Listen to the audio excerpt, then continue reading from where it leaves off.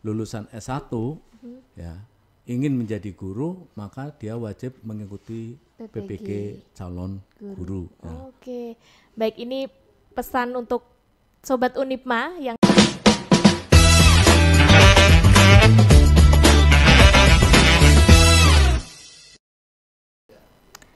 Assalamualaikum warahmatullahi wabarakatuh. Halo Sobat Unipma, kembali lagi di podcast Unipma bersama saya Rida Fahas. Baiklah, di episode kali ini kita akan berdiskusi tentang program PPG yang ada di Unipma. Sehingga kita sambut bintang tamu kita pada hari ini.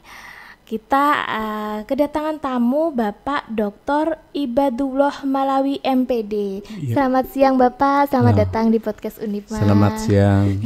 Terima kasih sudah berkenan hadir dengan kesibukan Bapak yang pasti luar biasa, tapi masih menyempatkan hadir di podcast kami.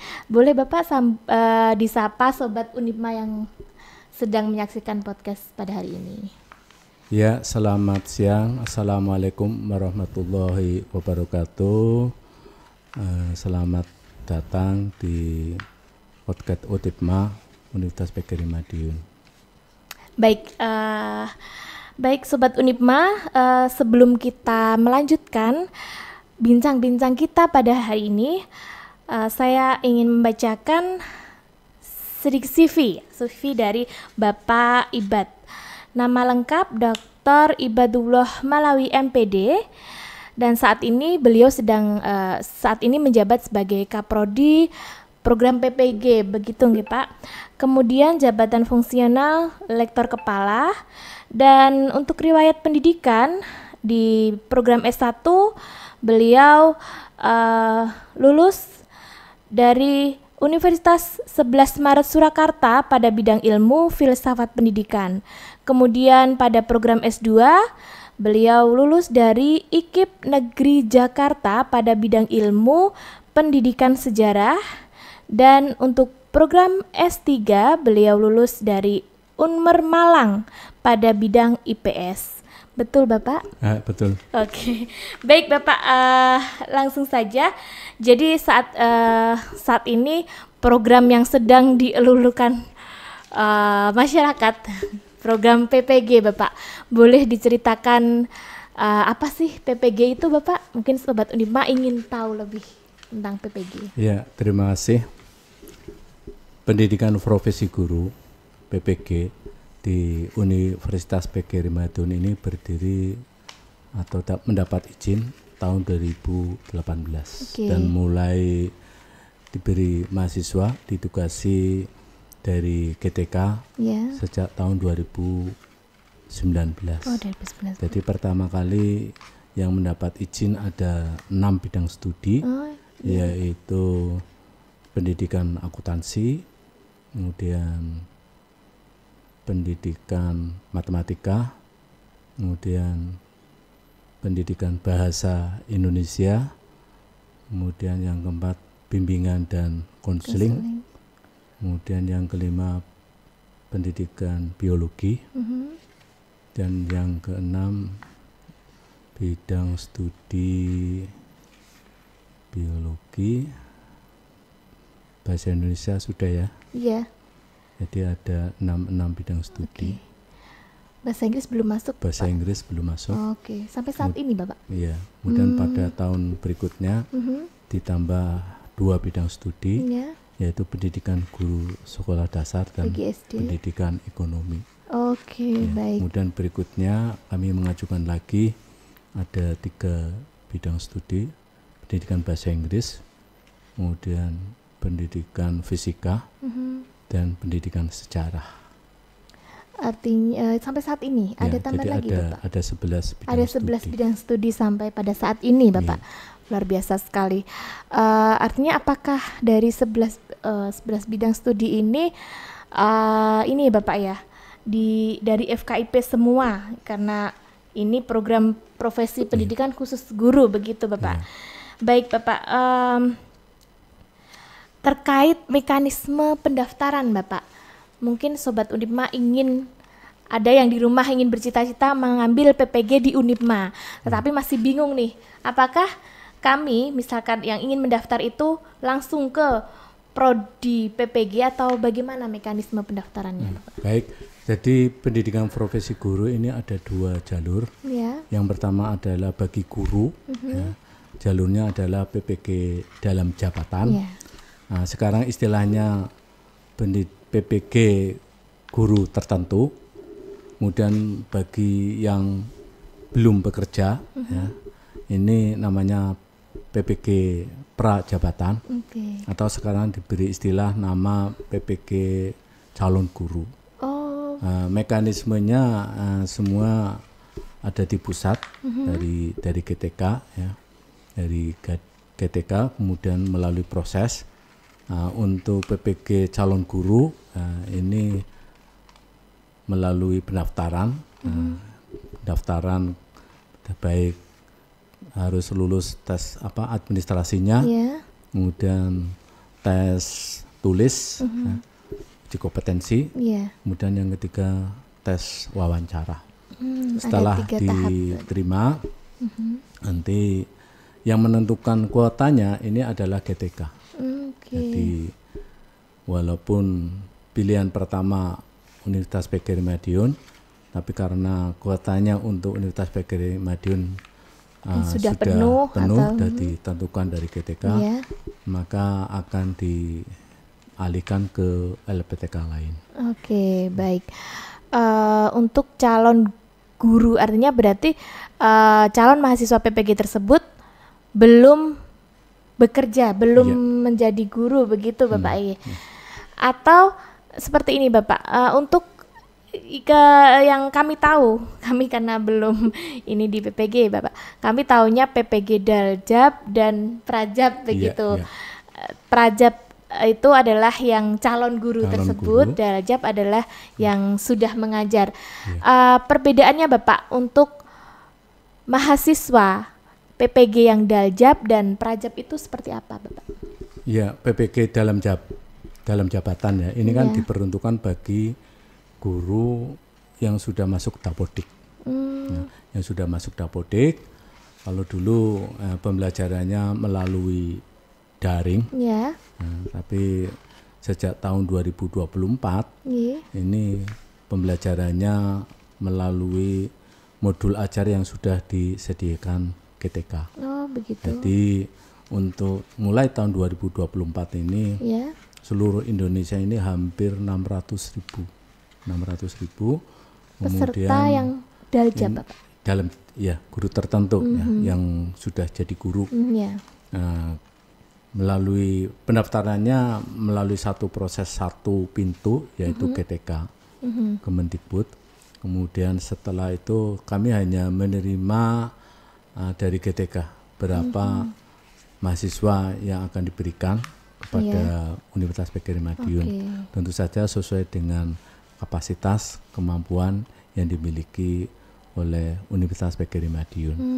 Itu untuk PPG guru tertentu ya. Kalau dulu namanya istilahnya dalam jabatan. Jadi insya Allah ini menurut berita yang terbaru untuk tahun 2025 ada 400.000 yang insya Allah akan kuota yang akan diterima. Totalnya akan diterima seluruh Indonesia, tapi seluruh Indonesia. Bukan hanya itu untuk yang guru tertentu atau guru yang sudah jadi guru. PPG yang sudah masuk dapodik. Atau yang sudah masuk dapodik itu apakah sudah punya NUPTK itu ya Bapak? Sekarang masih berlaku. Masih di NUPTK. Baik. Jadi yang sudah punya NUPTK ini wajib mengikuti PPG guru tertentu atau PPG dalam jabatan. Adapun PPG calon guru atau dulu istilahnya PPG prajabatan ini wajib belum memiliki NUPTK. Meskipun itu sudah bekerja mungkin ya Bapak, nggak masalah ya Bapak? Nggak masalah. Karena kan saat ini belum semua guru sudah peroleh NPTK, ada yang belum begitu nggih. Iya, tapi dibatasi usianya. Usia. Jadi usianya maksimal 32 tahun. Dan belum punya NUPTK di dapodik. Nah, ini yang dipersilakan, diperbolehkan Prajab. Mahasiswa calon guru. Oke, baik. Guru.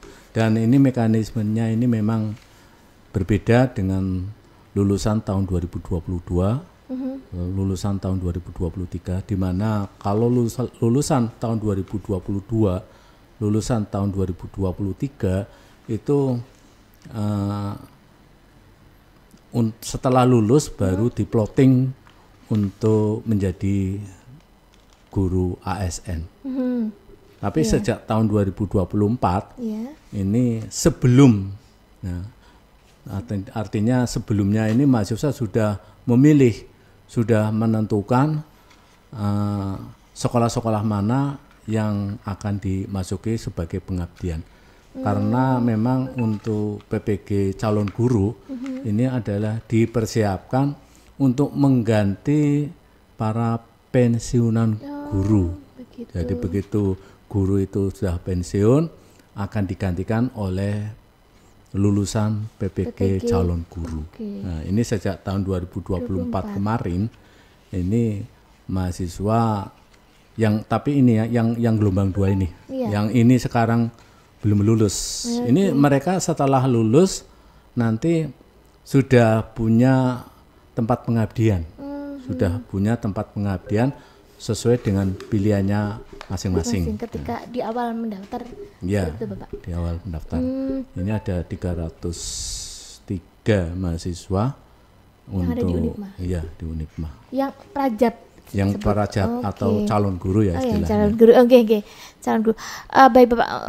Artinya ketika ada sekolah yang sudah menjadi tempat mengabdi, itu apakah nantinya ketika sudah lulus PPG mahasiswa tersebut otomatis Bapak akan diangkat menjadi ASN atau bagaimana? Ya, Bapak? Melalui proses tentu saja. Masih ada proses lagi.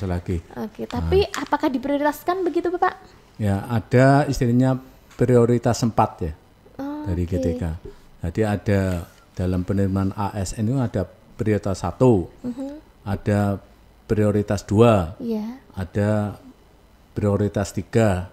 Nah, untuk lulusan PPG ini masuk ke prioritas 4. Jadi di mana prioritas 4 ini sudah di plotting dari GTK. Jadi seperti misalnya ini tahun 2025 nanti insya Allah mulai Maret April sudah mulai pendaftaran. Jadi nanti calon mahasiswa ini nanti mendaftar, kemudian pertama memilih tempat pengabdian. Tempat pengabdian, setelah milih tempat pengabdian, baru yang kedua memilih tempat perkuliahan, LPTK mana yang dipilih. Jadi misalnya mahasiswa itu mau memilih di LPTK Madiun atau di Unipma, maka dia pengabdiannya nanti di wilayah Jawa Timur. Tidak harus di Madiun, Bapak? Ya, tidak.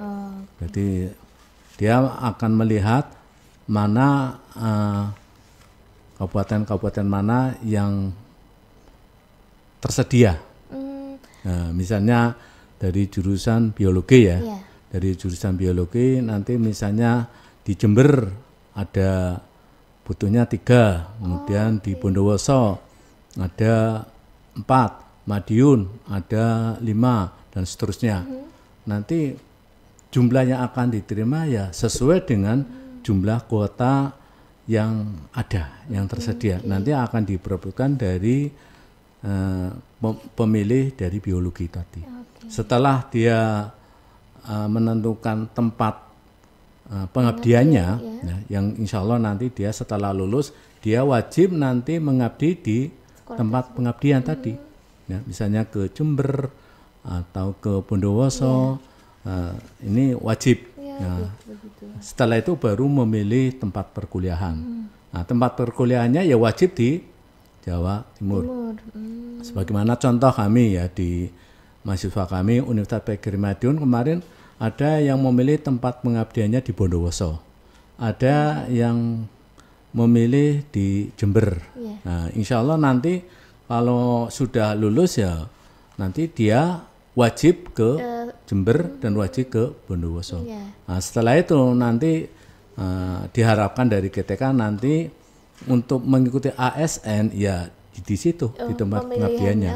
Iya, begitu. Pak. Meskipun mahasiswa tersebut KTP-nya tuh tidak harus di Bondowoso, Pak. Tidak harus. Oke. Tidak Artinya harus. mungkin mahasiswa tersebut mencari mana peluang yang memungkinkan untuk diterima begitu, Bapak. Oke, baik. Terkait ini, Bapak, pembiayaan. Pembiayaan program PPG itu sendiri bagaimana, Bapak? Apakah dari pemerintah atau mahasiswa tersebut sendiri? Dulu pernah ya untuk PPG tahun 2020 mandiri. Mandiri. Ya. Besarnya ya lumayan. Sama dengan yang mendapat beasiswa, yaitu 1 semester 8.500.000. Jadi kami pernah menerima mahasiswa mandiri. Tapi walaupun mahasiswa itu mandiri, ya prosesnya penseleksiannya sampai diterimanya itu GTK yang menentukan. Jadi tidak lantas kemudian Unipma menyelenggarakan mandiri kemudian yang mengetes Unipma ini bukan. Jadi tetap pintunya satu. Kami tahun 2020 ada program studi matematika. Jadi hanya satu periode itu saja. Kemudian setelah itu melalui istilahnya beasiswa, ikatan dinas atau istilahnya dibiayai dari GTK dengan membayar SPP yang dibiayai ini juga sama, yaitu 1 semester 8.500.000. Sampai sekarang nominalnya masih sama, Bapak? Masih sama. 8.500.000 atau 17 juta selama 2 semester. Jadi itu yang semua prodi, Bapak? Ya. Semua prodi? Iya, semua prodi sama. Ya. Oke, baik. Ternyata artinya begini, setelah berbincang ini tadi, artinya mahasiswa yang saat ini mengambil program FKIP ini peluang yang bagus, Bapak, ya. Artinya ada program PPG dan dibiayai pula begitu. Kemudian ada ketika mahasiswa lolos prajab misalkan ya, belum menjadi guru prajab begitu, ingin menjadi ASN lebih terbuka. Peluangnya lebih besar begitu, Bapak, daripada belum mengikuti PPG. Dan wajib. Jadi untuk menjadi guru ini wajib PPG.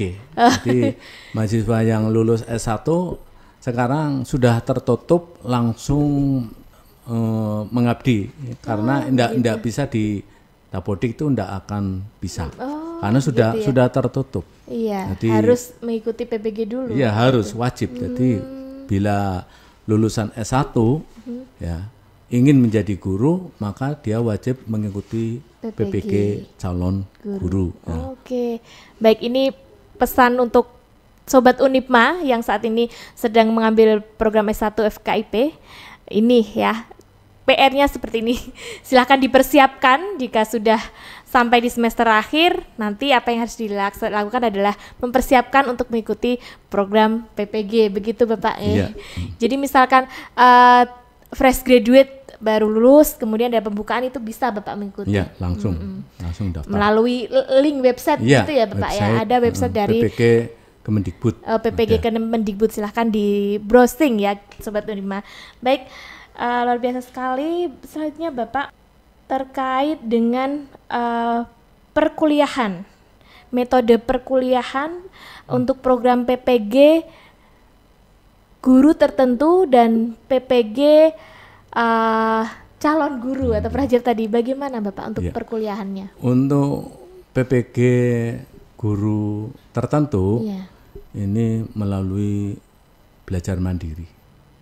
Jadi modul yang sudah disediakan GTK ini melalui LPM ya. Jadi sudah ada programnya di situ. Kemudian setelah menyelesaikan modul-modul, baru dia mendaftar UKIN, ujian kinerja. UKIN yaitu ada ujian nasional ya, ada UKIN, ada ujian tulis. UKPPG ya istilahnya, ujian kemampuan peserta pendidikan profesi guru, UKPPG. Jadi ujian kompetensi peserta pendidikan profesi guru. Ini ada 2, pertama UKIN, ujian kinerja. Jadi UKIN ini terdiri dari membuat perangkat pembelajaran, kemudian yang kedua praktek pembelajaran, yang nanti akan dinilai oleh dosen dari Universitas PGRI Madiun. Ini kalau itu plottingnya di Universitas PGRI Madiun. Jadi tidak ada perkuliahan secara daring. Ya, sebelumnya saya pernah melihat rekan-rekan yang menjadi dosen PPG itu kan Zoom ini berjam-jam Bapak. Iya. Sekarang itu sudah tidak ada. Jadi hanya menguji UKIN saja itu. Kalau dilihat seperti itu, untuk ini tingkat kesulitannya bagaimana Bapak? Apakah lebih sulit ketika tidak ada perkuliahan karena langsung UKIN begitu?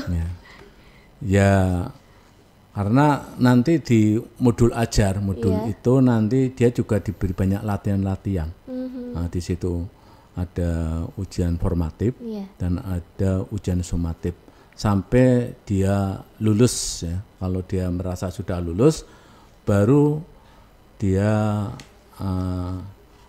mendaftar UKIN. Itu selama 1 UKPPG. tahun Bapak? Enggak sampai paling 1 bulan. 1 bulan? Kalau dulu memang 3 bulan. 3 bulan ya? Ya, sekarang hanya 1 bulan. 1 bulan sudah bisa langsung mengikuti UKPPG. Ujian tadi Bapak ya.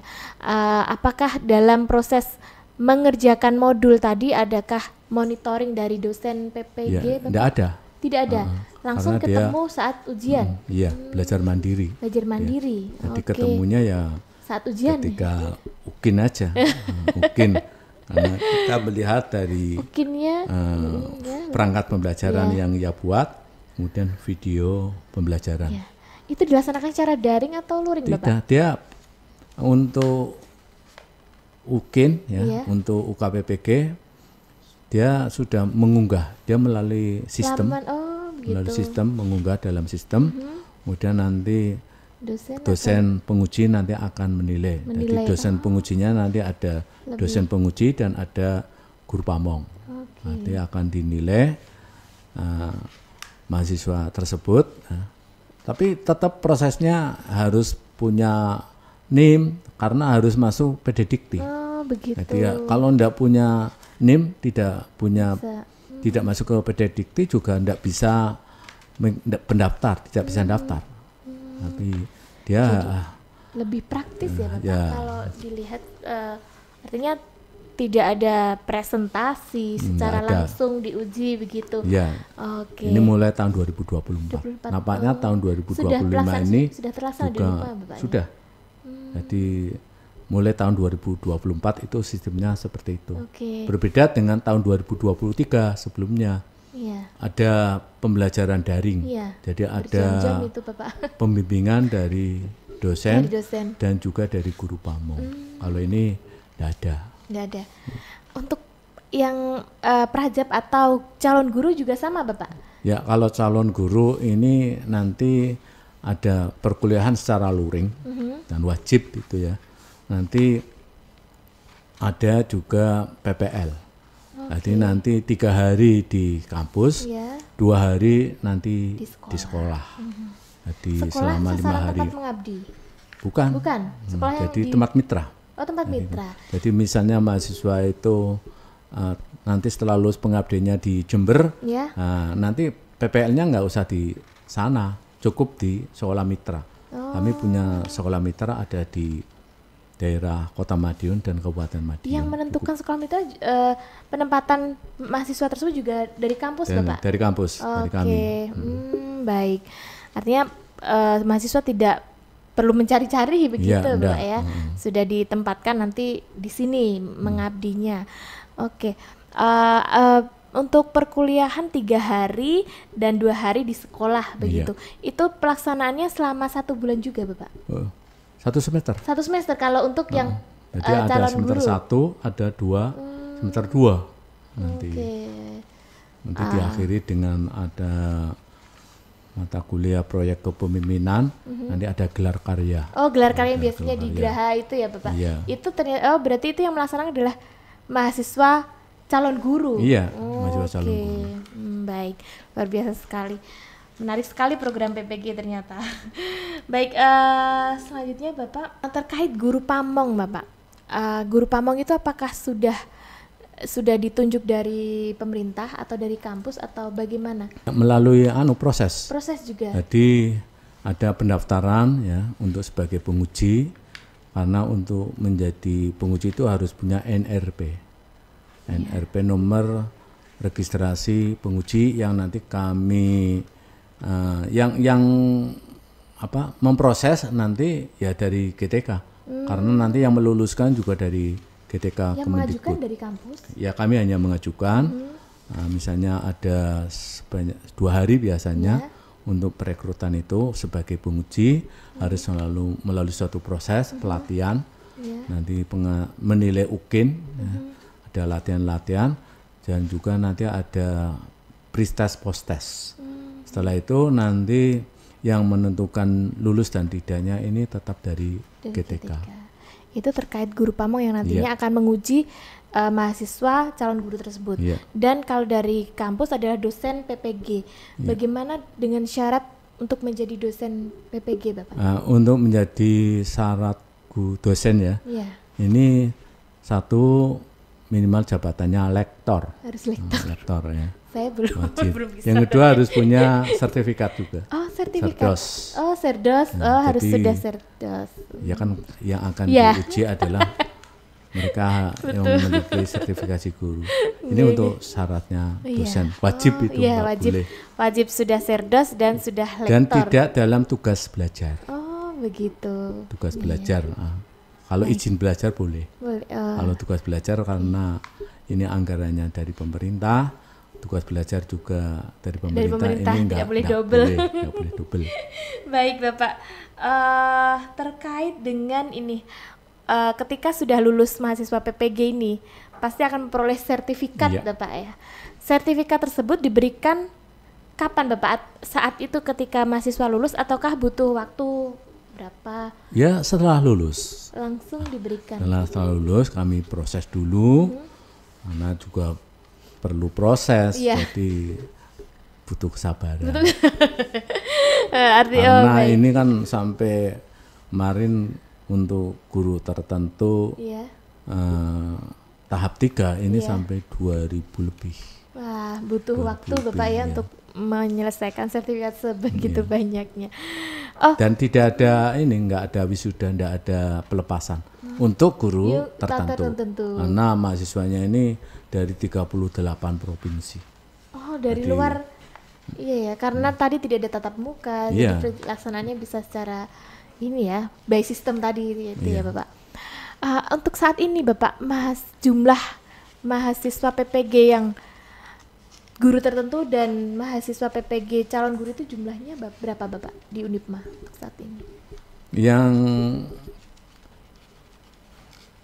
guru tertentu ini kemarin kami mendapat jumlah mahasiswa 1.900-an sama 2.100-an, jadi sekitar 4.000.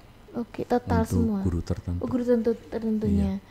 Untuk yang calon guru Bapak? Untuk calon guru ini gelombang 2 ya. Ini gelombang 2 tahun 2024 ada sekitar berapa ya? Untuk PGSD ini ada 3 kelas. Kemudian PK 2 kelas. Bahasa Indonesia 2 kelas. Jadi ada berapa? Per kelasnya berapa Bapak itu? Sekitar 38. 38. 28.